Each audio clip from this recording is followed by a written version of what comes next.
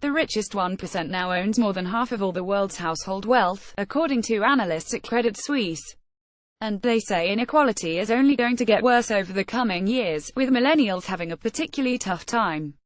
The Swiss bank released its latest global wealth report on Tuesday, together with a statement that contained the immortal phrase, "The outlook for the millionaire segment is more optimistic than for the bottom of the wealth pyramid." The research showed that there are increasing numbers of dollar millionaires.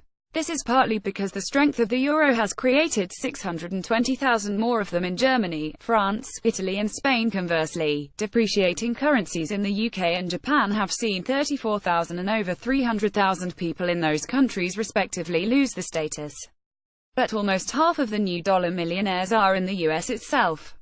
So far, the Trump presidency has seen businesses flourish and employment grow, though the ongoing supportive role played by the Federal Reserve has undoubtedly played a part here as well, and wealth inequality remains a prominent issue, said Michael O'Sullivan, CIO for International Wealth Management at Credit Suisse. Credit Suisse expects to see a 22% rise in dollar millionaires by 2022, from 36 million to 44 million. The problem is, the numbers of adults who have less than $10,000 are expected to shrink by only 4%.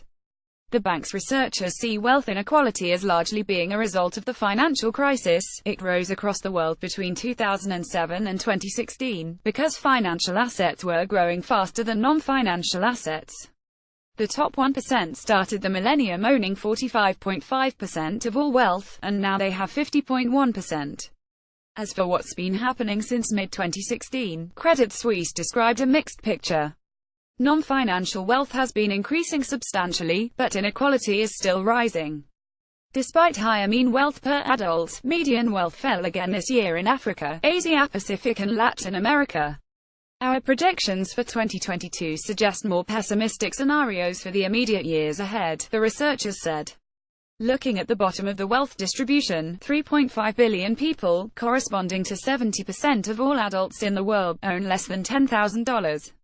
Those with low wealth tend to be disproportionately found among the younger age groups, who have had little chance to accumulate assets, but we find that millennials face particularly challenging circumstances compared to other generations, they wrote. Essentially, millennials are more likely to be unemployed or earning less, priced out of the housing market, and unable to get a pension. Baby boomers have most of the wealth and the housing, so millennials are doing less well than their parents at the same age.